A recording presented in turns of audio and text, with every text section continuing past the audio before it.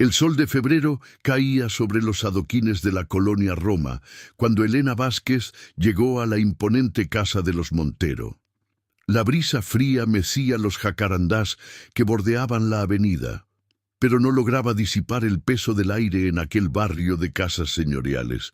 Elena ajustó su modesto abrigo y observó la fachada, una construcción porfiriana de 2 plantas con balcones de hierro forjado y ventanales altos.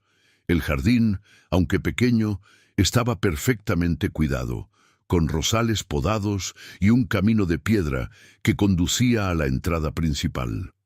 A sus 35 años, Elena había trabajado en varias casas de familias acomodadas, pero nunca en una con semejante reputación. Los Montero eran conocidos en ciertos círculos sociales, no solo por la fortuna acumulada por Ricardo en el negocio inmobiliario, sino por el hermetismo con que manejaban sus asuntos familiares. Lucía, su esposa, rara vez aparecía en eventos sociales desde el nacimiento de su única hija Sofía, 6 años atrás. El anuncio en el periódico había sido específico. Se busca institutriz interna para niña de 6 años, imprescindibles referencias, excelente remuneración, discreción absoluta. Elena necesitaba el trabajo con desesperación. Su hermano menor requería una operación costosa y su anterior empleo había terminado abruptamente cuando la familia para la que trabajaba decidió mudarse a Monterrey. La puerta la abrió Dolores, una mujer de unos 60 años, con rostro severo y delantal impecable. ¿La señorita Vázquez?, preguntó, escrutándola de pies a cabeza. Sí, tengo cita con la señora Montero a las 11. Pase, la están esperando en el estudio. Elena siguió a Dolores a través de un amplio vestíbulo con suelo de mosaico hidráulico. Las paredes estaban decoradas con cuadros que parecían valiosos, principalmente paisajes y retratos de personas que presumió eran antepasados de la familia. Una escalera de mármol dominaba el espacio, ascendiendo hacia el segundo piso en una elegante curva. El estudio era una habitación de techo alto, con estanterías repletas de libros encuadernados en piel. Tras un escritorio de caoba, una mujer delgada de unos 40 años, con el cabello negro recogido en un moño austero, levantó la mirada. Lucía Montero tenía un rostro que alguna vez debió ser hermoso, pero que ahora parecía perpetuamente tenso, con líneas de preocupación alrededor de los ojos. «Señorita Vázquez, siéntese por favor», dijo señalando una silla frente al escritorio. Su voz era controlada, casi metódica. «He revisado sus referencias. Son satisfactorias. Gracias, señora Montero. Puedo asegurarle que...» «Permítame explicarle lo que esperamos de usted», interrumpió Lucía. «Sofía es una niña especial, sensible, requiere atención constante, pero también espacio. Su educación académica está siendo atendida por un tutor que viene 3 veces por semana. Su responsabilidad será supervisar el resto de su tiempo, asegurarse de que mantiene una rutina adecuada y, sobre todo, que permanece segura». Elena asintió, aunque notó algo extraño en el énfasis que Lucía puso en la palabra segura. «¿Tiene la niña alguna condición médica que deba conocer?» Un silencio incómodo se instaló en la habitación. «No», respondió finalmente Lucía, «pero tiene dificultades para dormir y a veces dice cosas imaginativas. No debe prestarle demasiada atención cuando eso suceda». Antes de que Elena pudiera preguntar más, la puerta del estudio se abrió. Un hombre alto de cabello entrecano y traje impecable entró con paso firme. «Ricardo», dijo Lucía, enderezándose, «esta es Elena Vázquez, la candidata de la que te hablé». Ricardo Montero se limitó a asentir en dirección a Elena. Sus ojos oscuros la evaluaron brevemente. «¿Ya le has explicado las reglas de la casa?», preguntó a su esposa. Estaba a punto de hacerlo. Ricardo se apoyó en el borde del escritorio y miró directamente a Elena. Señorita Vázquez, esta casa funciona con normas estrictas. Primera, nunca entre en el sótano. Está cerrado con llave por una razón. Segunda, Sofía no sale al jardín trasero sin supervisión directa de mi esposa o mía. Tercera, cualquier comportamiento inusual de Sofía debe ser reportado inmediatamente a nosotros, no a otra persona del servicio. ¿Está claro? Perfectamente, señor. Bien, si cumple con estas reglas y desempeña adecuadamente su trabajo, encontrará que somos generosos con quienes nos sirven lealmente. La entrevista continuó con detalles sobre horarios y salario. Elena firmaría un contrato por 6 meses, con un periodo de prueba inicial de 2 semanas. El salario era, efectivamente, más alto de lo que había ganado en cualquier empleo anterior. Mientras escuchaba, no pudo evitar notar la tensión que parecía envolver a ambos esposos, como si sostuvieran continuamente la respiración. Cuando la entrevista terminó, Dolores la condujo a lo que sería su habitación, un espacio modesto pero confortable en el segundo piso, cerca del cuarto de Sofía. La casa, aunque magnífica, tenía una quietud antinatural. Los pasos resonaban en los pasillos y, a pesar del personal de servicio, parecía extrañamente vacía. ¿Cuánto tiempo lleva trabajando para los Montero?, preguntó Elena mientras Dolores le mostraba el armario. 22 años, respondió la mujer sin inflexión, desde antes que el señor Ricardo se casara. ¿Y la niña? ¿Cómo es? Dolores se detuvo un momento, como calibrando su respuesta. Sofía es una buena niña, pero está sola. Las otras niñeras no han durado. La última se fue hace 3 semanas sin avisar. ¿Por qué? No es mi lugar decirlo. Dolores se dirigió hacia la puerta. Cena a las 7. Conocerá a Sofía mañana por la mañana. Los señores prefieren prepararla para los cambios. Esa noche, después de una cena silenciosa en la cocina con Dolores y Héctor, el jardinero y hombre de mantenimiento, Elena, se retiró a su habitación. La casa crujía con los sonidos normales de un edificio antiguo, pero había algo más que la inquietaba. Se asomó a la ventana que daba al jardín trasero. La luz de la luna iluminaba un espacio bien cuidado, con árboles frutales y un pequeño patio circular al centro, rodeado de bancas de piedra. Nada parecía fuera de lo común. Estaba a punto de cerrar la cortina cuando notó algo. Una figura pequeña junto al patio. Era Sofía, con un camisón blanco que brillaba bajo la luz lunar. La niña estaba inmóvil, mirando el suelo del patio como si viera algo invisible para todos los demás. Elena dudó. ¿Debería intervenir? Técnicamente, su trabajo no comenzaba hasta mañana. Pero la imagen de la niña sola en el jardín, a pesar de las estrictas instrucciones de Ricardo, la inquietó. Decidió bajar. Al llegar al jardín, no había rastro de Sofía. Elena caminó hacia el patio, buscándola entre los árboles, pero estaba sola. Se detuvo exactamente donde había visto a la niña y miró hacia abajo. El patio estaba pavimentado con losas de piedra gris, formando un círculo perfecto. En el centro, una pequeña fuente sin agua parecía abandonada desde hacía tiempo. Nada inusual. Entonces lo escuchó, tan bajo que al principio pensó que era el viento, un murmullo rítmico, como palabras susurradas. Parecía venir de debajo del patio. Elena se arrodilló, acercando su oído a las losas. Sí, definitivamente había algo. Una voz.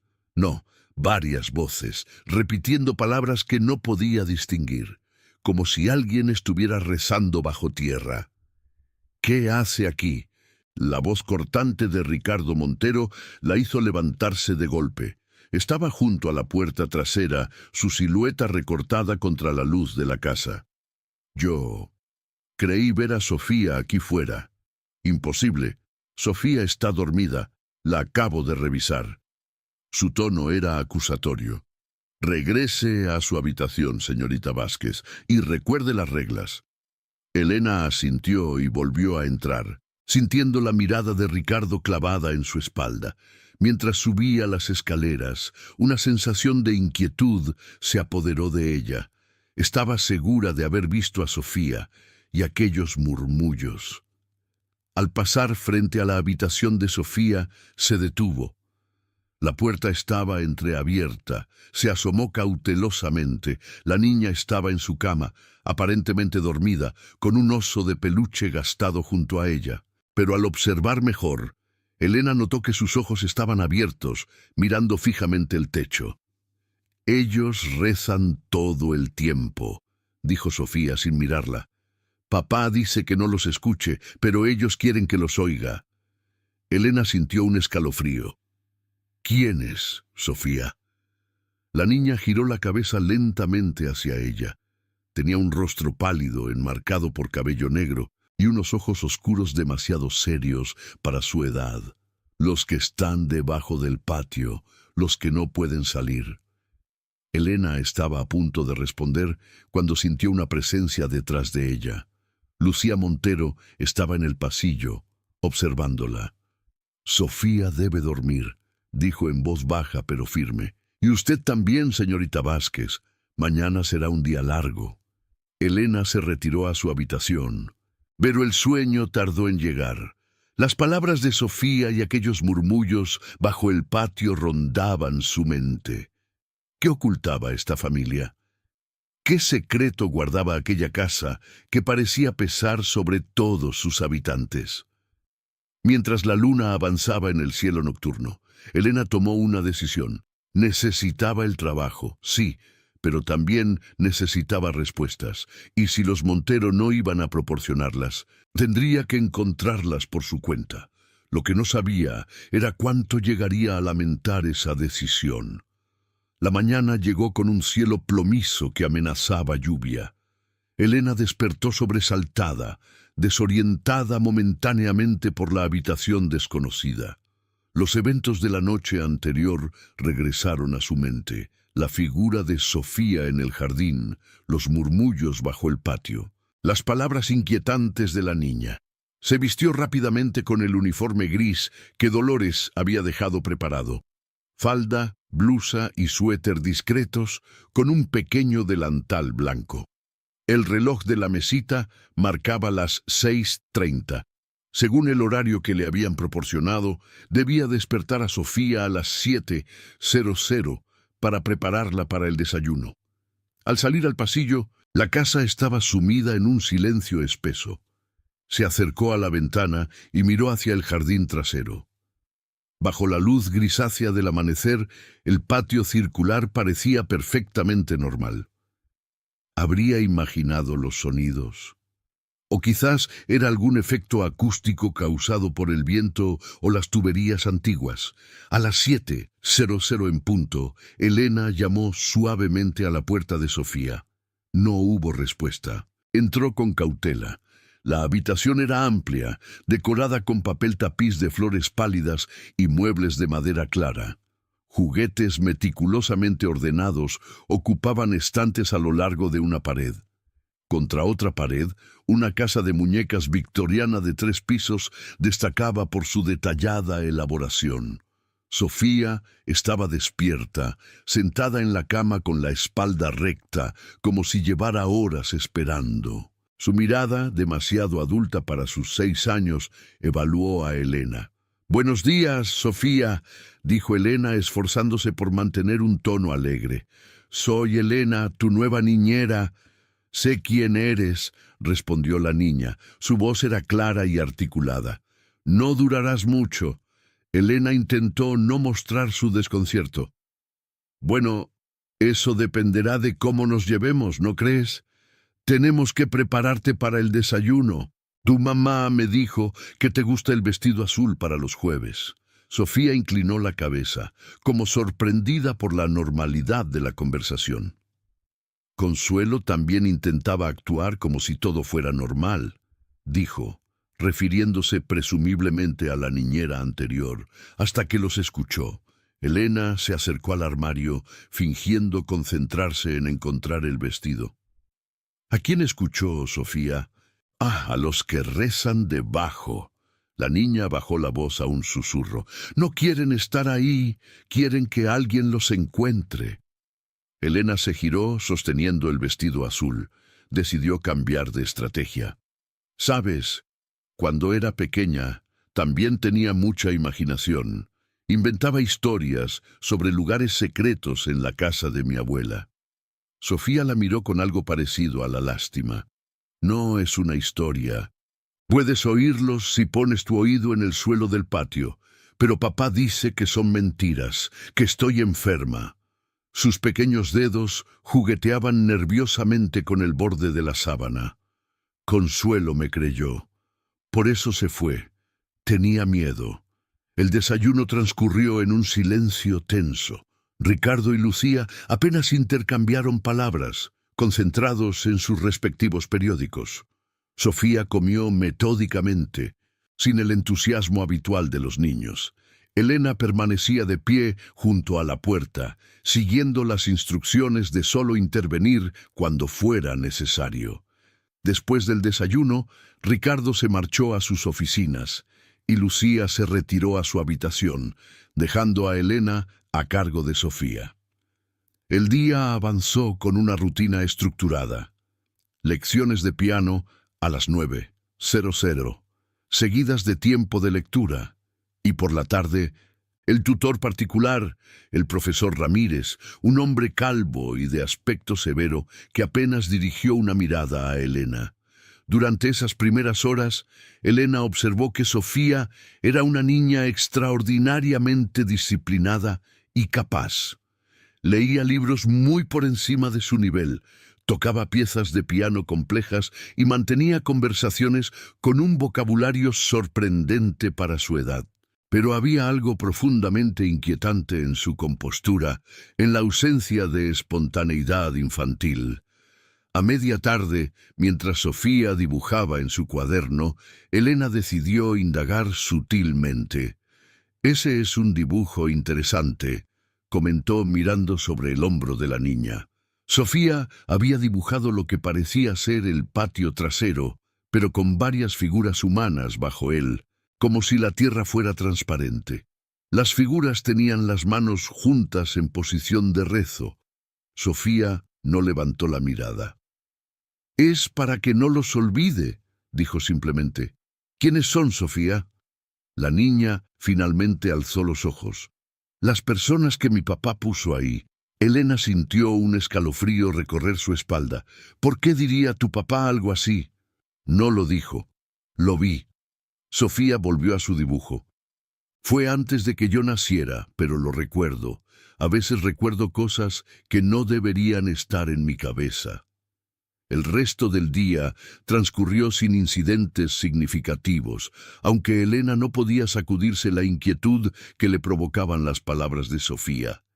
Eran simplemente fantasías de una niña con una imaginación demasiado vívida, ¿o había algo más siniestro detrás de ellas? Esa noche, después de acostar a Sofía, Elena bajó a la cocina para tomar un té. Encontró a Dolores terminando de lavar los platos de la cena. «¿Cómo ha ido el primer día?», preguntó la mujer mayor sin levantar la vista. «Bien, creo. Sofía es particular». Dolores asintió.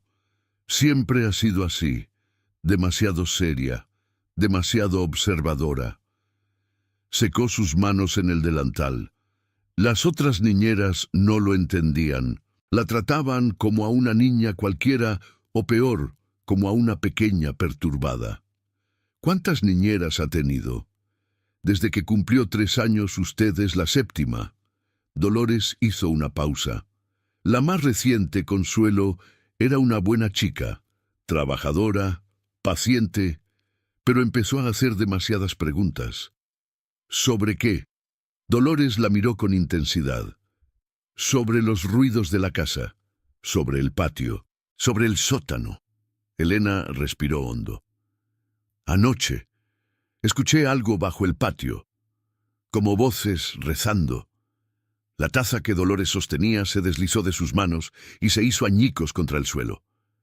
Es una casa vieja, dijo la mujer agachándose rápidamente para recoger los fragmentos. Los conductos del agua, el viento en las cañerías, crean sonidos extraños. No parecían cañerías, Dolores. La mujer se levantó, su rostro endurecido. Escúcheme bien, señorita Vázquez. Hay cosas en esta casa de las que es mejor no hablar, por su propio bien. Arrojó los fragmentos de cerámica al basurero. Los señores Montero son buenos empleadores. Pagan bien y respetan a quienes respetan su privacidad. ¿Qué hay en el sótano?, preguntó Elena directamente. Dolores palideció. Nada que deba preocuparle. Almacenes, cosas viejas, la caldera. Entonces, ¿por qué está prohibido bajar? Porque esas son las reglas. Dolores se dirigió hacia la puerta. Y le sugiero que las respete si quiere conservar este trabajo. Elena pasó otra noche inquieta. Las advertencias de Dolores solo habían aumentado su curiosidad y preocupación. Cerca de la medianoche, incapaz de dormir, decidió inspeccionar la casa. Se deslizó silenciosamente por el pasillo, pasando frente a la habitación de Sofía. La puerta estaba cerrada, pero creyó escuchar a la niña hablando en voz baja, como si mantuviera una conversación con alguien. Bajó las escaleras cuidando de evitar los peldaños que crujían. La planta baja estaba en penumbra, iluminada apenas por la luz de la luna que se filtraba a través de las cortinas. Elena recorrió el vestíbulo, el salón, el comedor, buscando la puerta que condujera al sótano.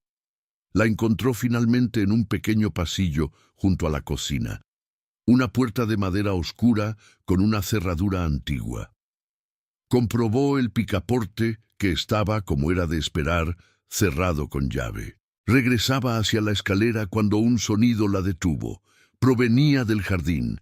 Elena se acercó a la ventana y miró hacia afuera.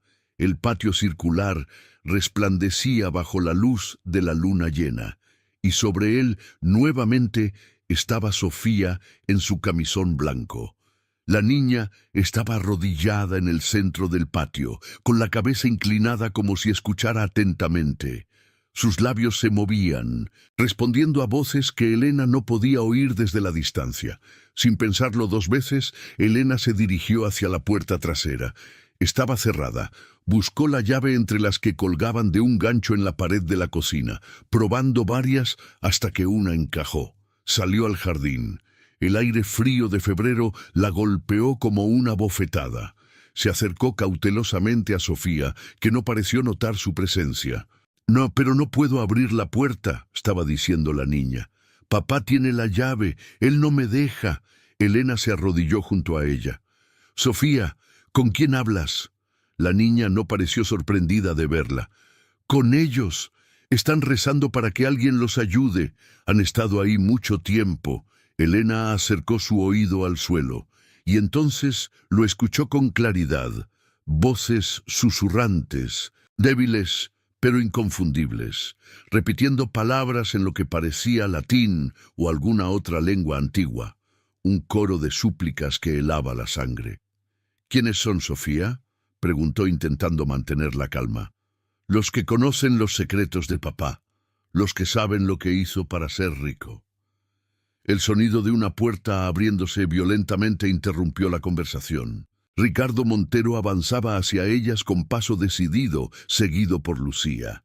«¡Aléjese de mi hija!», gritó. Elena se puso de pie, colocándose instintivamente delante de Sofía. «Señor Montero, su hija estaba aquí sola, en plena noche». «La estaba vigilando desde la ventana», intervino Lucía, su voz temblorosa. «Siempre lo hacemos. Se escapa a veces. Es sonámbula». «No estaba sonámbula», dijo Elena. «Estaba hablando con algo o alguien bajo el patio, y yo también lo escuché. Hay voces ahí abajo». El rostro de Ricardo se contrajo en una expresión de furia y algo más. «¿Miedo?». «Está despedida», dijo secamente. «Recoja sus cosas esta misma noche». «Ricardo», comenzó Lucía. «He dicho que está despedida». Ricardo se volvió hacia su esposa. «Lleva a Sofía adentro». «Ahora». Lucía tomó a la niña del brazo, pero Sofía se resistió. «Ella los escucha, papá», dijo la pequeña, como consuelo, como todas las demás. «Cállate, Sofía, no sabes lo que dices». Elena dio un paso hacia Ricardo. «Señor Montero, con todo respeto, algo extraño sucede en esta casa. Si hay personas, si alguien está encerrado en algún lugar, retenido contra su voluntad». Ricardo soltó una risa amarga. «Retenido. Cree que tengo gente cautiva bajo mi jardín. ¿Es eso lo que piensa?» «No sé qué pensar, solo sé lo que escuché. Lo que escuchó son las fantasías de una niña con problemas mentales. Sofía padece esquizofrenia infantil, señorita Vázquez. Oye voces, inventa historias. Pensé que podía manejar la situación, pero veo que me equivoqué». Elena miró a Lucía buscando confirmación. La mujer desvió la mirada apretando el hombro de Sofía. «No es cierto», dijo Sofía con voz clara. «Papá miente, siempre miente». «Suficiente». Ricardo avanzó y tomó a Elena del brazo. «Tiene una hora para marcharse. Le pagaré la semana completa, pero no la quiero cerca de mi familia ni un minuto más». Mientras Ricardo la arrastraba hacia la casa, Elena miró por encima de su hombro. Sofía y Lucía seguían junto al patio, la niña mirándola fijamente con una expresión que mezclaba resignación y súplica. Y por un instante creyó ver algo más. Una sombra moviéndose bajo las losas, como si algo intentara salir a la superficie. En su habitación, Elena empacó rápidamente sus pocas pertenencias. Su mente trabajaba a toda velocidad. ¿Realmente padecía Sofía esquizofrenia? Eso explicaría muchas cosas. Su madurez inusual, sus historias perturbadoras, la sobreprotección de sus padres. Pero no explicaba lo que Elena había escuchado claramente bajo el patio. Aquellas no eran alucinaciones, eran voces reales. Mientras cerraba su maleta, alguien llamó suavemente a la puerta. Era Lucía, pálida y con los ojos enrojecidos. «Debe irse, señorita Vázquez», dijo en voz baja, «por su propio bien». «Señora Montero, sé lo que escuché, y Sofía también lo escucha». Lucía cerró los ojos un momento. «Mi hija está enferma. Ha sido diagnosticada por los mejores especialistas. Necesita estabilidad, rutina, no que alimenten sus delirios». «¿Y las otras niñeras también alimentaron sus delirios?» Un silencio tenso se instaló entre ambas. Todas se fueron porque no pudieron manejar a una niña con su condición, incluyendo a Consuelo. ¿Qué le pasó realmente? Lucía se tensó visiblemente.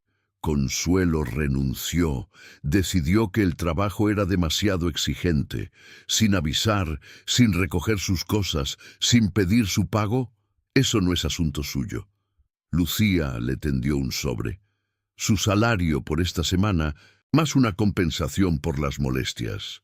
«Firme esto, por favor». Era un documento breve, un acuerdo de confidencialidad. Elena lo leyó rápidamente. Se comprometía a no hablar sobre nada relacionado con la familia Montero o lo ocurrido durante su empleo. «No voy a firmar esto», dijo devolviéndole el papel. «Entonces no hay pago». «No me importa el dinero, señora Montero. Me preocupa Sofía, y me preocupa lo que pueda estar ocurriendo en esta casa». Lucía se acercó tanto que Elena pudo oler su perfume caro mezclado con el aroma ácido del miedo. «Escúcheme bien. Mi marido es un hombre poderoso. Tiene conexiones en el gobierno, en la policía. Si intenta difundir historias sobre nosotros, se asegurará de que nadie la crea y de que nunca más consiga trabajo en ningún lugar respetable. ¿Es una amenaza? Es una advertencia. Por su propio bien, olvídese de todo esto, de Sofía, de las voces, de esta casa». Lucía se giró para marcharse, pero Elena la detuvo con una pregunta. «¿Qué hay realmente en el sótano, señora Montero?» La mujer se quedó inmóvil por un instante. «Nada que deba preocuparle», respondió sin volverse. «Héctor la llevará a la estación de autobuses. Mientras Elena bajaba las escaleras con su maleta, vio a Sofía en el pasillo, observándola. La niña sostenía algo en su mano. «Para que no te olvides», dijo entregándole un papel doblado, «y para que los encuentres». Antes de que Elena pudiera responder, Dolores apareció y llevó a Sofía rápidamente a su habitación. Héctor esperaba junto a la puerta principal, las llaves del auto en la mano, su rostro una máscara de indiferencia profesional. Solo cuando el auto se alejaba de la casa, Elena se atrevió a desdoblar el papel que Sofía le había dado. Era un dibujo, el plano rudimentario de una casa que reconoció como la de los Montero. En el sótano, marcado con una cruz roja, había escrito con letra infantil: «Aquí están, ayúdalos». 3 días después de su abrupta salida de la casa de los Montero, Elena seguía obsesionada con lo que había experimentado. El dibujo de Sofía, cuidadosamente guardado en su bolso, parecía quemarle como una acusación silenciosa. No podía dejar de pensar en aquellas voces bajo el patio, en la mirada perturbada de la niña, en las amenazas veladas de Lucía. Su pequeño departamento en la colonia obrera, un barrio modesto al sur del centro histórico, le parecía ahora un refugio insuficiente contra la inquietud que la consumía. Había pasado horas investigando sobre la familia Montero en la biblioteca pública, revisando periódicos viejos y preguntando discretamente a conocidos.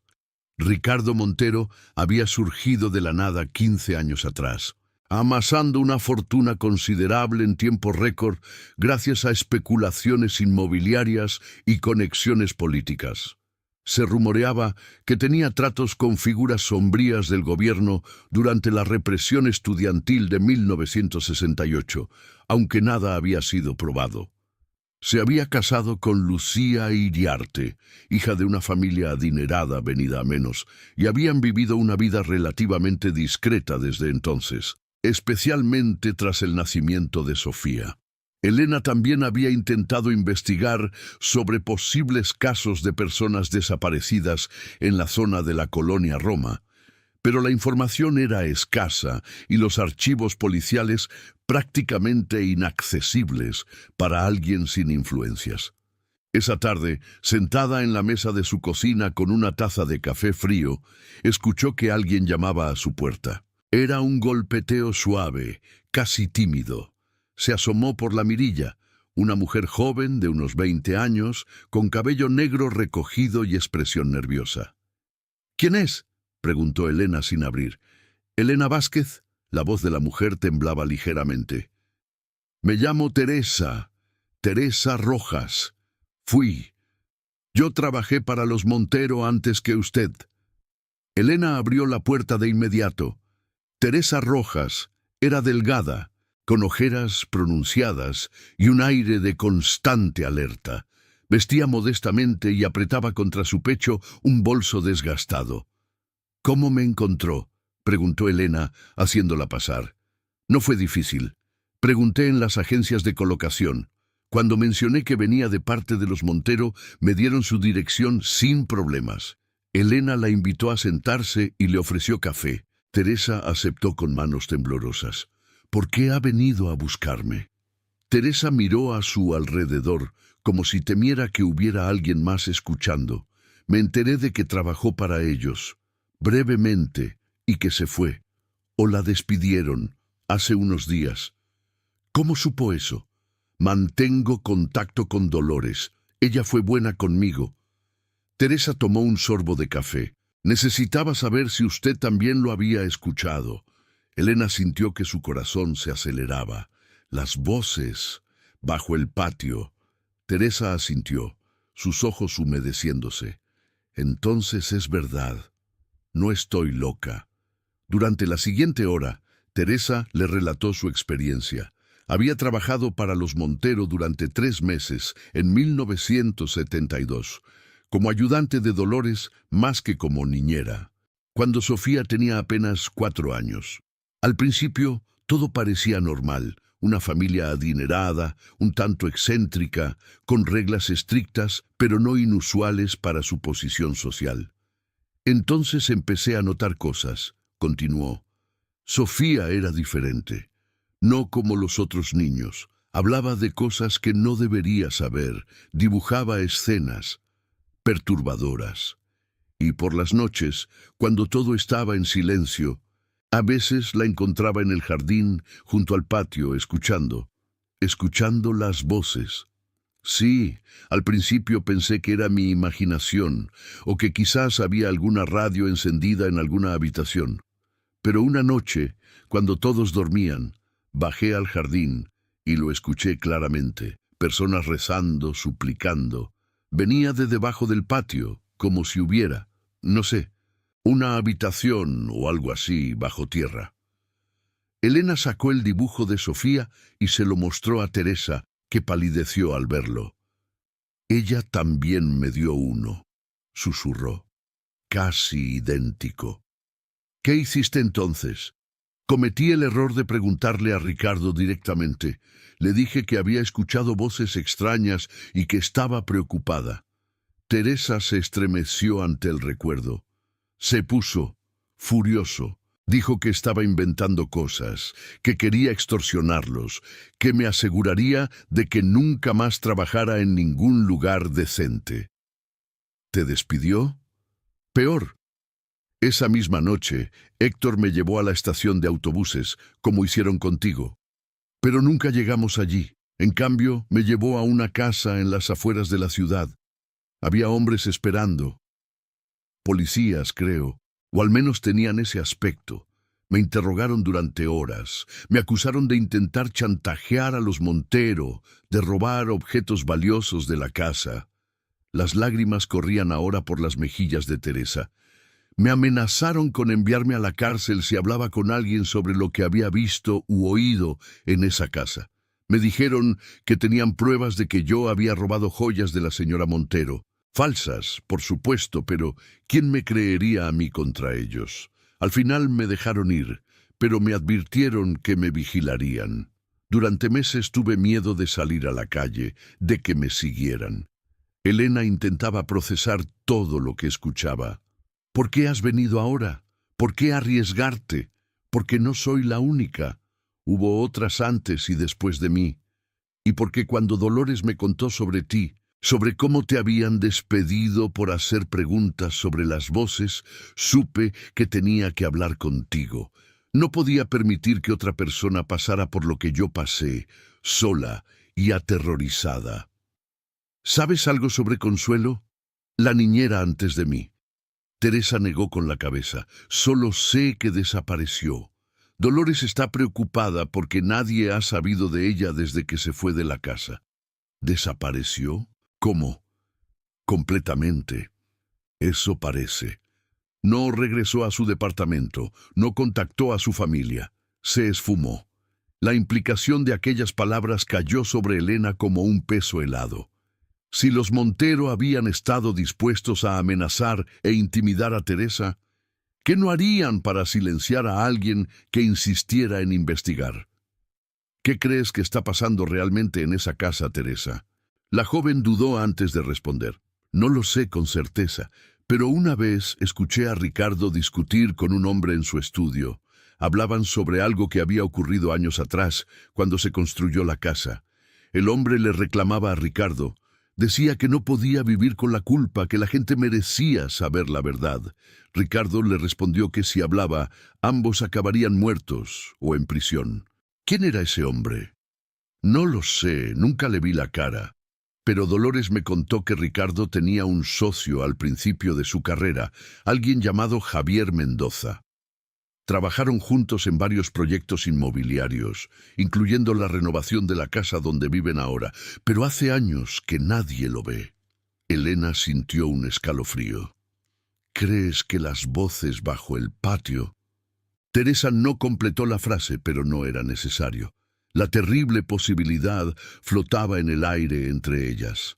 Tenemos que hacer algo, dijo Elena finalmente. No podemos simplemente ignorar esto. ¿Qué sugieres? ¿Ir a la policía? Ricardo tiene conexiones allí. A los periódicos nos tomarían por locas. Además, ¿qué pruebas tenemos? Dibujos de una niña. Nuestros testimonios sobre voces que escuchamos en un jardín. Elena se levantó y comenzó a caminar por la pequeña cocina, su mente trabajando frenéticamente. Necesitamos más información, pruebas concretas, y sobre todo, necesitamos entrar en ese sótano. ¿Estás loca? ¿Cómo piensas hacer eso? No lo sé todavía, pero hay personas atrapadas ahí, Teresa. Personas vivas que llevan quién sabe cuánto tiempo encerradas. No puedo simplemente darles la espalda. Teresa la miró con una mezcla de admiración y terror. Te arrestarán o algo peor. Tal vez, pero no puedo vivir conmigo misma si no lo intento. Después de que Teresa se marchara, prometiendo mantenerse en contacto pero claramente reticente a involucrarse más, Elena comenzó a elaborar un plan. Necesitaba regresar a la casa de los Montero, pero esta vez preparada. Necesitaba aliados, información y sobre todo un modo de acceder al sótano sin ser detectada. Su primer paso fue visitar a su hermano Miguel, quien trabajaba como asistente en un despacho de arquitectos. Le explicó que necesitaba información sobre una casa antigua en la colonia Roma, para un proyecto personal de historia arquitectónica. Miguel, siempre dispuesto a ayudarla, le prometió buscar en los archivos municipales. 2 días después, Miguel llegó a su departamento con varias páginas de documentos fotocopiados. No fue fácil encontrarlos, explicó. Pero tuve suerte. La casa fue renovada en 1959 y los planos de la renovación están en los archivos municipales. El propietario entonces era un tal Carlos Fuentes, no los Montero. Elena examinó los planos con avidez. Efectivamente, mostraban un sótano amplio bajo la casa, con acceso directo desde la cocina, tal como ella había visto. Pero también revelaban algo más. Un pasaje que conectaba el sótano con un área bajo el patio trasero, marcada simplemente como almacén. ¿Ves esto?, señaló a Miguel. Hay una habitación bajo el patio. Sí, parece un almacén o bodega exterior. No es tan inusual en casas antiguas. Se usaban para guardar carbón, alimentos o vino. Elena comparó el plano con el dibujo de Sofía. La cruz que la niña había marcado coincidía aproximadamente con la ubicación del almacén subterráneo. ¿Hay alguna otra entrada a este almacén? Desde el jardín, tal vez. Miguel estudió los planos. No, solo a través del sótano. Aunque... Espera. Señaló una marca en el plano. Parece que había algún tipo de ventilación o tragaluz aquí, en el centro del patio. Probablemente está cubierto ahora, tal vez por la fuente que mencionaste. Elena recordó la pequeña fuente seca en el centro del patio circular. ¿Podría ser esa la clave? Una entrada oculta bajo la fuente. Durante los días siguientes, Elena investigó todo lo que pudo sobre la casa y sus anteriores propietarios.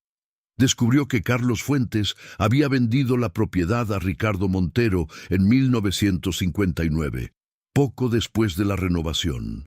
Curiosamente, fue por esas mismas fechas que Ricardo había comenzado su meteórico ascenso en el mundo de los negocios. También intentó averiguar más sobre Javier Mendoza, el antiguo socio de Ricardo que Teresa había mencionado. La información era escasa, pero logró confirmar que habían trabajado juntos en varios proyectos entre 1957 y 1960. Después de eso, Mendoza había desaparecido del panorama empresarial. Una visita a la hemeroteca le permitió revisar periódicos de la época. No encontró nada relevante sobre Mendoza, pero un pequeño artículo de febrero de 1960 llamó su atención. Tragedia en obra de construcción en la colonia Roma. El breve texto mencionaba un accidente en el que varios trabajadores habían quedado atrapados tras el colapso de una estructura subterránea. Los nombres de las víctimas no aparecían, ni tampoco el de los propietarios de la obra, pero la dirección estaba a solo unas calles de la casa de los Montero. Otra pieza del rompecabezas apareció cuando Elena logró contactar con una antigua empleada del servicio doméstico en la zona, quien recordaba rumores sobre trabajadores que nunca habían regresado a sus hogares tras un trabajo en la casa de un nuevo rico.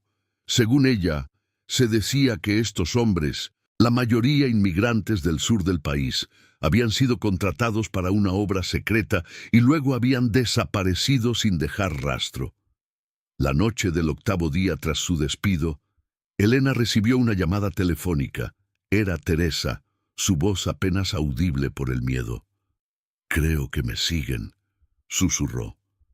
«Un auto negro ha estado estacionado frente a mi edificio durante 3 días.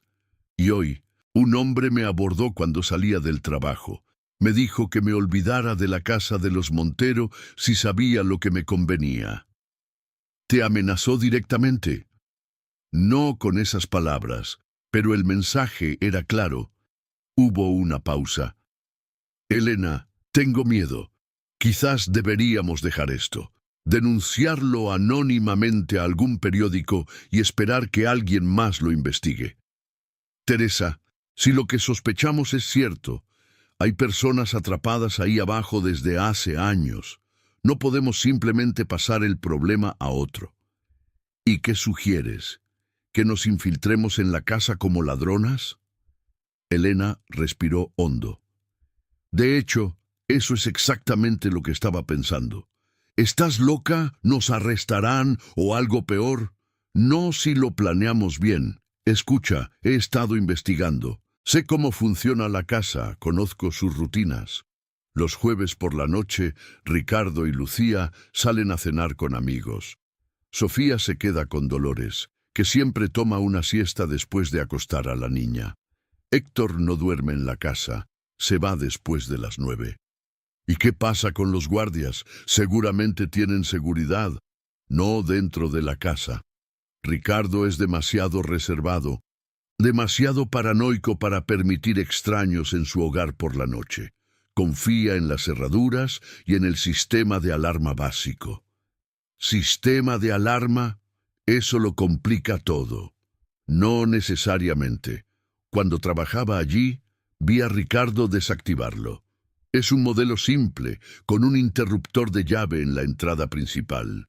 Y Sofía me mostró dónde guarda la llave de repuesto». Teresa guardó silencio por un largo momento. «Esto es una locura, Elena. Incluso si logramos entrar, ¿qué esperas encontrar? ¿Y qué haremos si realmente hay personas atrapadas ahí abajo? No podemos simplemente liberarlas y esperar que Ricardo no nos persiga por el resto de nuestras vidas». «He pensado en eso también. Tengo un amigo, Ramón, que trabaja en El Universal. Si encontramos pruebas concretas, se las entregaremos a él. Con evidencia suficiente, ni siquiera las conexiones de Ricardo podrían silenciar un escándalo así. ¿Y si no encontramos nada? ¿Si todo resulta ser una elaborada fantasía de una niña perturbada? Entonces al menos sabremos la verdad. Podremos seguir con nuestras vidas». Teresa suspiró audiblemente a través del teléfono. «¿Cuándo planeas hacer esto?» «Este jueves, pasado mañana. Es muy pronto. Cada día que pasa es un día más para esas personas atrapadas, Teresa, si es que realmente están allí». Finalmente, Teresa accedió a ayudarla, aunque con evidente reluctancia. Quedaron en encontrarse al día siguiente para ultimar los detalles del plan. Esa noche, mientras intentaba dormir, Elena no podía dejar de pensar en las consecuencias de lo que estaba a punto de hacer. Estaba arriesgándolo todo: su libertad, su reputación, posiblemente su vida, basándose en voces que había escuchado una vez y en los dibujos de una niña que podía estar realmente enferma, como insistía su padre. Pero cada vez que la duda la asaltaba, recordaba aquellas voces suplicantes bajo el patio y la mirada de Sofía, una mirada que no pertenecía a una niña perturbada, sino a alguien que cargaba con un conocimiento demasiado pesado para sus pequeños hombros. Y si estaba en lo cierto, si realmente había personas atrapadas en la propiedad de los Montero desde hacía años, ¿Cómo podría vivir consigo misma, sabiendo que tuvo la oportunidad de ayudarlas y no lo hizo? Con esa resolución en mente, finalmente se durmió. Su sueño poblado de rezos susurrantes y ojos infantiles que la miraban con una mezcla de esperanza y resignación. La noche del jueves llegó con una llovizna persistente que empapaba las calles de la Ciudad de México. Elena esperaba en su automóvil, un Volkswagen desgastado que había pedido prestado a su hermano, estacionado a una calle de distancia de la mansión de los Montero. El reloj del tablero marcaba las 21:45. Teresa, sentada en el asiento del copiloto, no dejaba de frotarse las manos nerviosamente. «Todavía podemos echarnos atrás», murmuró. «No es demasiado tarde». Elena negó con la cabeza, su mirada fija en el espejo retrovisor, donde podía ver parcialmente la entrada de la casa. Tal como había previsto, a las 20:30 habían salido Ricardo y Lucía, elegantemente vestidos, en su Mercedes negro. Héctor había abandonado la propiedad a las 21:15, cerrando el portón exterior tras de sí. «Es ahora o nunca», respondió Elena, sacando del bolsillo de su chaqueta 2 pequeñas linternas. «Repasemos el plan una vez más. Entramos por el jardín trasero, usando la puerta de servicio. Según dices, la llave está escondida en una maceta junto a la entrada. Una vez dentro, nos dirigimos directamente al sótano. Si la puerta está cerrada, usamos la ganzúa que trajiste. Bajamos, buscamos el acceso al almacén subterráneo, documentamos lo que encontremos con la cámara y salimos antes de la medianoche». «Exacto. Si algo sale mal o escuchamos que alguien se acerca, salimos inmediatamente por la puerta de servicio y corremos en direcciones opuestas. Nos encontramos aquí, en el auto». Teresa respiró hondo, intentando controlar su temblor. «¿Y si nos atrapan?» «No nos atraparán», afirmó Elena con más convicción de la que sentía. «Dolores estará dormida, Sofía también. Y los Montero no regresarán hasta después de medianoche, según lo que me contó la propia Lucía sobre sus salidas de los jueves». Ambas mujeres se pusieron guantes de lana oscuros y gorros que ocultaban parcialmente sus rostros. Elena comprobó que llevaba en su bolsillo la pequeña cámara fotográfica, un cuaderno, un lápiz y la ganzúa que había conseguido a través de un antiguo novio que trabajaba como cerrajero. «Vamos», dijo, abriendo su puerta. La lluvia había reducido su intensidad a una fina niebla que flotaba en el aire, difuminando las luces de la calle. Se movieron con cautela a través de callejuelas laterales hasta alcanzar la parte posterior de la propiedad de los Montero. La barda era alta, pero junto a ella crecía un árbol cuyas ramas se extendían sobre el jardín.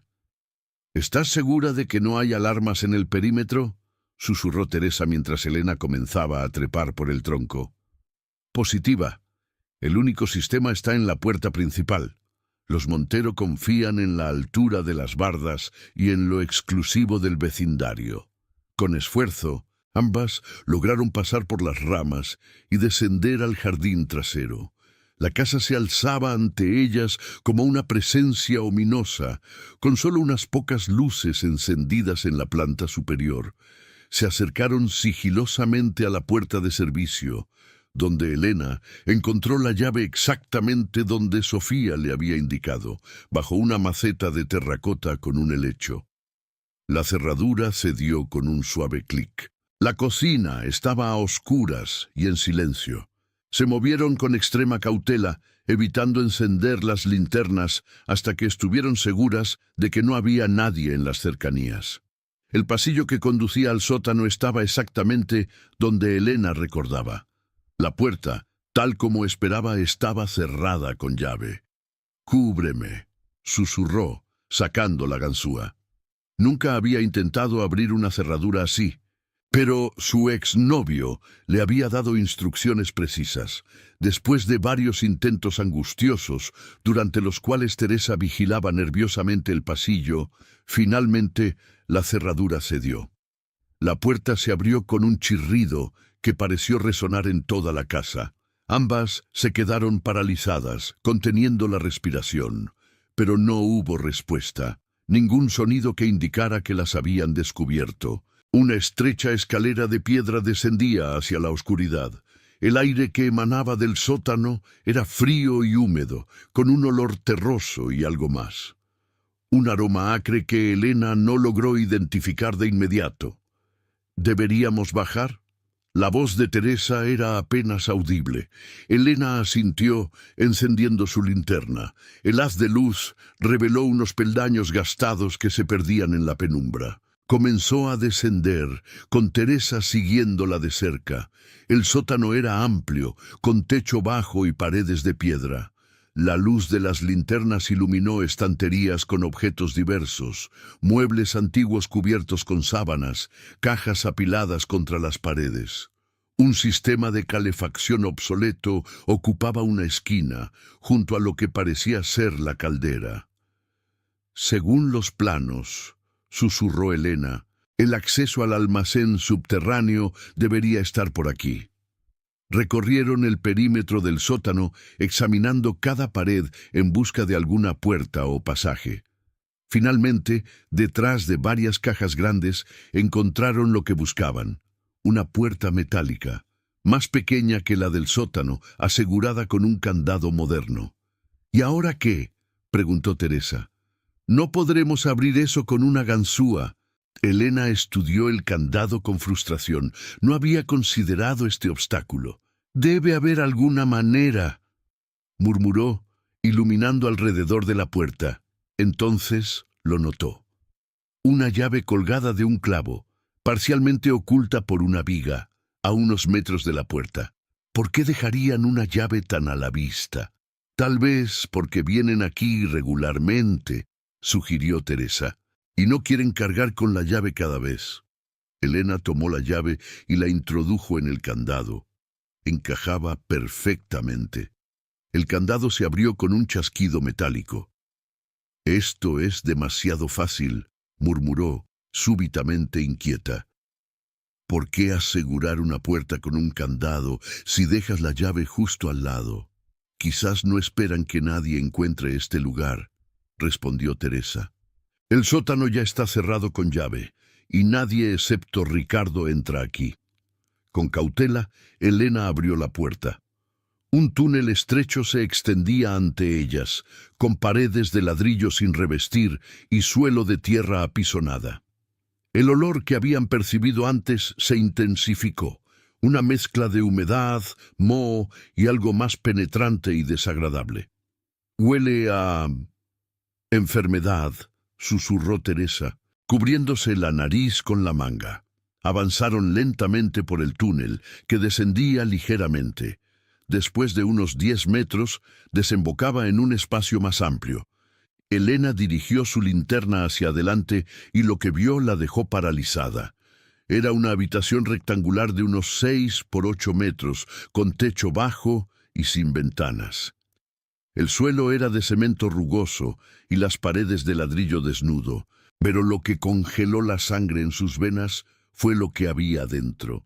En el centro de la habitación, dispuestas en círculo, había 8 figuras humanas arrodilladas, inmóviles, con las cabezas inclinadas y las manos juntas en posición de rezo. «Dios mío», susurró Teresa, su voz quebrándose. Elena avanzó un paso, luego otro. Las figuras no se movieron. Al acercarse más, la luz de su linterna reveló por qué. No eran personas, sino maniquíes vestidos con ropas viejas y deterioradas. Cada uno tenía un papel con texto impreso adherido al pecho. «Son muñecos», dijo, entre aliviada y confundida. Teresa se aproximó, su rostro una máscara de desconcierto. «Pero, ¿por qué? ¿Qué es todo esto?» Elena examinó uno de los papeles adheridos a un maniquí. Contenía un texto en latín, una oración o plegaria que no pudo comprender. Todos los maniquíes tenían papeles similares. «Es algún tipo de ritual», murmuró, «pero no entiendo para qué». En las paredes de la habitación había fotografías enmarcadas. Hombres de aspecto sencillo, la mayoría con rasgos indígenas, vestidos con ropa de trabajo. Debajo de cada foto había una placa con un nombre y 2 fechas. «Son como memoriales», dijo Teresa, estudiando las imágenes. «Como los que se ponen para los muertos». Elena sacó su cámara y comenzó a tomar fotografías de la escena. Los maniquíes arrodillados, los papeles con oraciones, las fotografías en las paredes. Mientras lo hacía, Teresa exploró el resto de la habitación. «Elena, mira esto». En una esquina, sobre una mesa pequeña, había un cuaderno de cuero gastado junto a varias velas consumidas. Teresa lo abrió con manos temblorosas. Era un diario, escrito con letra apretada y nerviosa. «Es de Ricardo», dijo Teresa. «Escucha esto. Febrero 15, 1960. Hoy hace un año del accidente. He instalado a los sustitutos para que recen por sus almas. Javier dice que es una locura, que deberíamos confesar, pero él no entiende. No fue un accidente, fue un sacrificio necesario.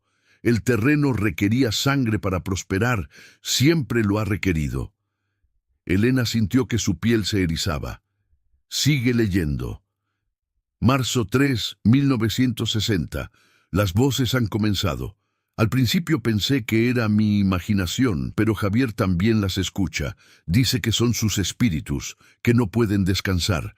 Cree que estamos malditos, cobarde.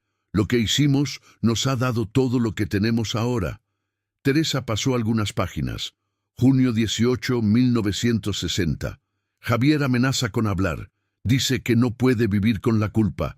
Le he recordado que es tan responsable como yo. Si él habla, ambos caeremos.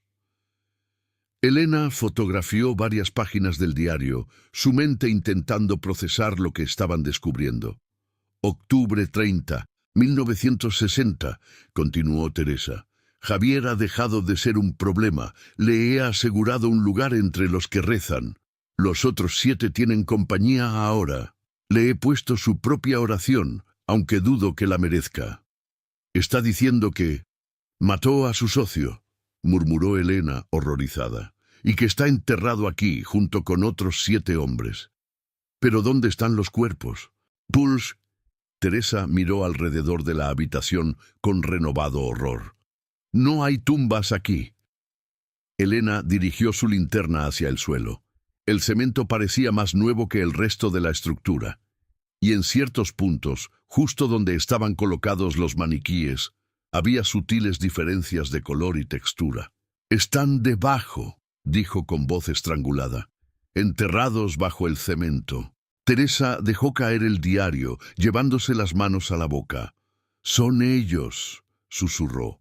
«Son sus voces las que se escuchan. Los trabajadores que murieron en el accidente y el socio de Ricardo». Elena continuó leyendo entradas dispersas del diario, fotografiando las más relevantes. A medida que avanzaba en el tiempo, las referencias a las voces y a los que rezan se hacían más frecuentes. Ricardo había desarrollado un elaborado ritual para mantenerlos tranquilos, consistente en oraciones, velas y los maniquíes que los representaban. Mayo 5, 1968, leyó Elena. La niña ha nacido. Lucía no quería traerla a esta casa, pero le he asegurado que todo está bien. Los que rezan la protegerán como nos han protegido a nosotros todos estos años. Sofía, murmuró Teresa. Diciembre 12, 1971, continuó Elena. Sofía los escucha. Tiene solo 3 años, pero dice que oye a los señores que rezan bajo el suelo. Lucía está aterrorizada, quiere llevarla a un médico. Le he dicho que es solo imaginación infantil, pero sé la verdad. Ellos la han elegido, siempre han preferido a los inocentes. Eso explica por qué Sofía sabe tanto, dijo Teresa. No está enferma. Realmente los escucha. Elena estaba a punto de responder cuando un ruido la sobresaltó. Pasos arriba, en la casa. Pasos pesados, de un hombre. Alguien ha vuelto, susurró cerrando el diario. Tenemos que irnos, ahora. Recogieron rápidamente sus cosas, asegurándose de no dejar evidencia de su presencia. El ruido de pasos se acercaba. Parecía dirigirse hacia el sótano. La puerta del túnel, exclamó Teresa. ¡La dejamos abierta! Corrieron por el túnel, pero ya era tarde. La puerta que conectaba con el sótano estaba cerrada y no desde su lado. Alguien la había cerrado mientras estaban en la habitación subterránea. «Estamos atrapadas», murmuró Teresa, el pánico evidente en su voz. Elena apagó su linterna, sumiendo el túnel en la oscuridad absoluta. Indicó a Teresa que guardara silencio. A través de la puerta podían escuchar movimiento en el sótano. Alguien caminaba, movía objetos. «Ricardo», susurró Teresa, «ha vuelto antes de lo previsto». Elena intentó pensar. No había otra salida del túnel. Estaban efectivamente atrapadas. Su única esperanza era esperar a que Ricardo se marchara y entonces intentar abrir la puerta desde su lado. Pero entonces escucharon algo que les heló la sangre, el candado siendo colocado en su lugar, un chasquido metálico que resonó en el túnel como una sentencia de muerte. «Nos ha encerrado», susurró Teresa, su voz quebrándose. «Sabe que estamos aquí». «No necesariamente», respondió Elena, intentando mantener la calma. «Quizás es solo rutina. Quizás siempre cierra con llave cuando termina». Esperaron en la oscuridad, apenas respirando, durante lo que pareció una eternidad. Los sonidos en el sótano eventualmente cesaron. Pasos subiendo las escaleras. Luego, silencio. «¿Crees que se ha ido?», preguntó Teresa. «No lo sé. Vamos a esperar un poco más». Pasaron quizás 20 minutos antes de que Elena se atreviera a encender nuevamente su linterna. Se acercaron a la puerta. El candado estaba firmemente cerrado del otro lado. No había forma de abrirlo desde donde estaban. «¿Qué hacemos ahora?». El miedo en la voz de Teresa era palpable. Elena examinó la puerta metálica. Era sólida, sin puntos débiles evidentes. Luego dirigió la luz hacia las bisagras. Estaban oxidadas y el metal que las rodeaba parecía desgastado por la humedad. «Tal vez podamos desmontar las bisagras», sugirió. «Si encontramos algo que usar como palanca». Regresaron a la habitación subterránea, buscando algo que pudiera servirles. Entre los objetos rituales de Ricardo, encontraron un atizador de hierro para las velas. Durante la siguiente hora, trabajaron en las bisagras, alternándose para hacer palanca, intentando no hacer demasiado ruido. El metal crujía y se doblaba, pero resistía. «Es inútil», dijo finalmente Teresa, dejándose caer al suelo exhausta. «Estamos atrapadas, como ellos», señaló hacia los maniquíes arrodillados. Elena se negaba a rendirse. Continuó trabajando en la bisagra inferior, que parecía ser la más débil. De repente, con un crujido metálico, la bisagra cedió parcialmente. No era suficiente para abrir la puerta, pero era un progreso. «Ayúdame con la otra», pidió a Teresa. Con renovada esperanza, atacaron la bisagra superior. Esta resistió más, pero finalmente, tras un esfuerzo conjunto, también comenzó a ceder. Con un último empujón, la puerta se dobló lo suficiente para crear un espacio por el que podían deslizarse. Salieron al sótano, que estaba a oscuras y en silencio. La puerta que conducía a la planta principal estaba cerrada, pero no con llave desde el interior. Elena la abrió con cautela, asomándose al pasillo. Estaba desierto. «Vamos», susurró. «Rápido y en silencio». Se deslizaron por el pasillo hacia la cocina. La casa parecía vacía, pero un reloj en la pared marcaba la 1:30 de la madrugada. Los Montero debían haber regresado ya. Al llegar a la puerta de servicio, descubrieron con horror que estaba cerrada con llave, y la llave que habían usado para entrar ya no estaba en la cerradura. Estaban atrapadas en la casa. «La ventana», sugirió Teresa, señalando una pequeña ventana sobre el fregadero de la cocina. Era estrecha, pero parecía lo suficientemente amplia para que pasaran. Elena subió primero, ayudada por Teresa, y logró deslizarse hacia el exterior. Luego, ayudó a Teresa a hacer lo mismo. Finalmente, en el jardín, corrieron hacia el árbol por el que habían entrado. El corazón les latía con fuerza, esperando en cualquier momento escuchar gritos o ver luces encenderse en la casa. Pero todo permaneció en silencio. Una vez fuera de la propiedad, corrieron sin detenerse hasta el automóvil. Solo cuando estuvieron dentro, con las puertas cerradas, se permitieron respirar. «Lo logramos», jadeó Teresa, temblando incontrolablemente. Elena encendió el motor con manos temblorosas. «Y tenemos pruebas», dijo tocando la cámara en su bolsillo. «Fotos del diario, de los maniquíes, de todo». «¿Qué hacemos ahora?», preguntó Teresa mientras el auto se alejaba de la colonia Roma. «Vamos directamente a ver a mi amigo en el Universal. Las fotos y nuestros testimonios deberían ser suficientes para que comiencen una investigación». Y entonces, no terminó la frase. Un auto surgió de una calle lateral, cortándoles el paso. Elena frenó bruscamente, casi chocando contra él. Era un sedán negro, sin identificación. Dos hombres descendieron, acercándose a cada lado del Volkswagen. «¡Arranca!», gritó Teresa. Elena intentó poner reversa, pero otro vehículo había aparecido detrás de ellos, bloqueándoles la salida. Estaban completamente atrapadas. Los hombres abrieron las puertas del auto sin decir palabra. Uno de ellos se inclinó hacia Elena. «Señorita Vázquez, acompáñenos, por favor. El señor Montero quiere hablar con usted». Elena sintió que su sangre se helaba. ¿Cómo había sabido Ricardo que estarían allí? Los había estado vigilando todo este tiempo. «No iremos a ninguna parte con ustedes», respondió, intentando que su voz no temblara. «Sabemos lo que hizo, tenemos pruebas». El hombre sonrió sin humor. «Me temo que insisto». Elena miró a Teresa, que parecía a punto de desmayarse de terror. Pensó rápidamente en sus opciones. Si se resistían, estos hombres probablemente las forzarían. Si cooperaban, tal vez ganarían tiempo. «Está bien», dijo finalmente, «iremos con ustedes, pero sepan que hay otras personas que saben dónde estamos y qué hemos descubierto». Era un farol, pero el hombre pareció momentáneamente desconcertado. «Salgan del auto, por favor».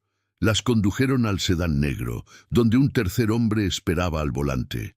Durante el trayecto, nadie habló. Elena intentaba memorizar el camino, buscando puntos de referencia, cualquier cosa que pudiera ayudarles si lograban escapar. Para su sorpresa, no las llevaron de vuelta a la casa de los Montero, sino a un edificio de oficinas en el centro de la ciudad. A esa hora de la madrugada, el lugar estaba desierto. Las escoltaron hasta un ascensor y subieron al último piso. Ricardo Montero esperaba en una amplia oficina con ventanales que ofrecían una vista panorámica de la ciudad nocturna. Estaba sentado tras un escritorio de caoba, vestido aún con el traje que había usado para su salida nocturna.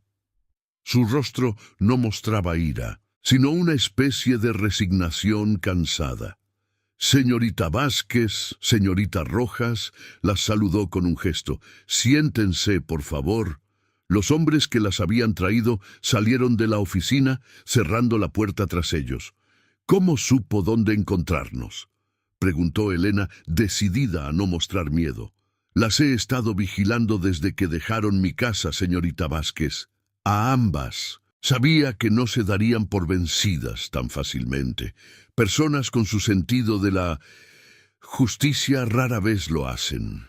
Ricardo se levantó, caminando hacia una licorera. Se sirvió un whisky, sin ofrecerles a ellas. «¿Saben? Parte de mí se siente aliviada», continuó. «Llevar este secreto durante tantos años ha sido agotador. Lucía no lo sabe todo, por supuesto. Cree que Sofía está enferma, que las voces son producto de su imaginación, pero la niña siempre ha sabido la verdad. De algún modo, siempre la ha sabido. ¿Qué fue lo que hizo, señor Montero?, preguntó Elena.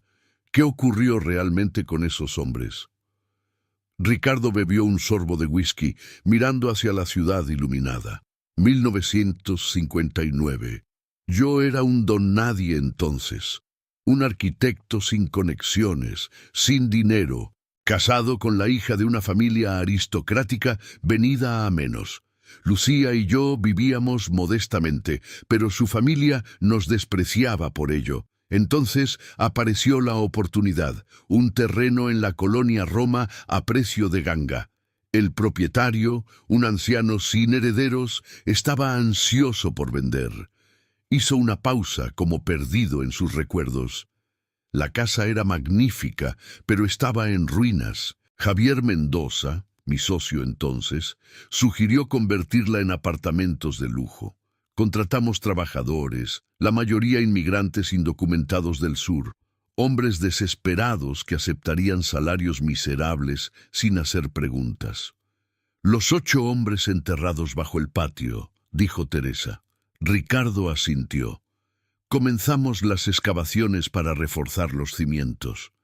El sótano era enorme y descubrimos un almacén subterráneo que se extendía bajo el jardín. Pensamos en ampliarlo, convertirlo en un estacionamiento para aumentar el valor del proyecto, pero las paredes eran inestables. Los ingenieros nos advirtieron que era peligroso. Reforzar adecuadamente costaría una fortuna que no teníamos. Se sentó nuevamente su rostro sombrío. Decidimos ignorar las advertencias. Envié a los 8 hombres a trabajar allí abajo, sin las medidas de seguridad adecuadas. Y entonces... «El techo se derrumbó», completó Elena. «Fue horrible. Quedaron atrapados instantáneamente. Algunos murieron en el acto. Otros sobrevivieron lo suficiente para que los escucháramos llamando por ayuda». Ricardo cerró los ojos como si aún pudiera oír aquellas voces. Javier quería llamar a las autoridades, intentar rescatarlos, pero yo sabía que significaría el fin de todo. Investigaciones, juicios, compensaciones a las familias, probablemente prisión. Así que lo convencí de que ya era demasiado tarde, que nadie podía haber sobrevivido. ¿Y simplemente los dejó morir? Teresa no podía ocultar su horror. Les tomó días, admitió Ricardo. Podíamos escucharlos cada vez más débiles, rezando, suplicando. Cuando finalmente cesaron, cubrimos todo con hormigón. Convertimos el jardín en un patio decorativo para ocultar cualquier evidencia. Le dije a Lucía que habíamos cambiado los planes, que mantendríamos la casa como residencia privada en lugar de dividirla en apartamentos. ¿Y Javier Mendoza?, preguntó Elena, aunque ya conocía la respuesta. No pudo soportarlo. La culpa lo estaba consumiendo. Comenzó a beber, a hablar demasiado. Se convirtió en un riesgo. Ricardo terminó su whisky de un trago. Una noche, mientras inspeccionábamos el sótano, tuvimos una discusión. Perdí el control. Cuando me di cuenta, Javier estaba muerto. Así que hice lo único que podía hacer. Lo enterré junto a los otros. El silencio que siguió a esta confesión fue espeso, casi palpable. Elena sentía náuseas. El hombre frente a ellas había dejado morir lentamente a 7 personas y había asesinado a la 8ª. Todo por ambición. Y había vivido con ello durante 15 años. Comencé el ritual poco después, continuó Ricardo. Las voces regresaron, no en mis sueños, sino realmente, bajo el patio. Los maniquíes, las oraciones, todo fue un intento desesperado de silenciarlas, de darles algún tipo de paz. Y cuando Sofía nació, ella también pudo escucharlas, dijo Elena. Desde que era muy pequeña.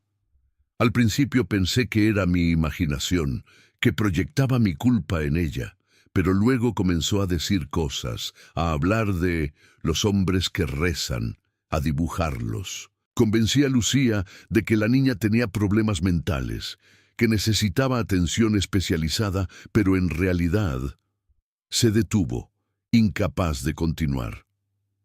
¿En realidad qué, señor Montero? En realidad creo que ellos la eligieron para que revelara la verdad. Cada niñera que ha escuchado las voces ha sido un intento de ellos por hacer justicia. Elena sacó lentamente la cámara de su bolsillo. Tenemos pruebas, señor Montero, fotografías de su diario, de los maniquíes, de todo. Ricardo no pareció sorprendido. Lo sé, y sé por qué están aquí. Quieren justicia para esos hombres. ¿Y va a intentar detenernos?, preguntó Teresa. ¿Matarnos como a los otros? Ricardo sonrió tristemente. No habrá más muertes, señorita Rojas. Estoy cansado. 15 años de vivir con esto, de escuchar sus rezos noche tras noche, de ver a mi hija convertirse en un conducto para su sufrimiento. Se levantó y caminó hacia un archivador. Tal vez sea hora de que todo termine. Sacó una carpeta y la depositó sobre el escritorio frente a ellas. Aquí está todo. Los nombres completos de los trabajadores, sus procedencias, las fechas exactas, lo que ocurrió con Javier. Mi confesión completa, firmada y notariada. La redacté hace 3 días, cuando me informaron de que ustedes dos estaban reuniéndose, investigando. Elena tomó la carpeta con manos temblorosas. ¿Por qué ahora? ¿Por qué confesar después de tanto tiempo?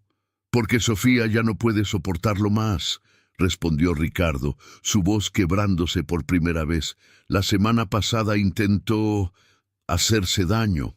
Dijo que las voces le pedían que se uniera a ellos, que solo entonces dejarían de rezar.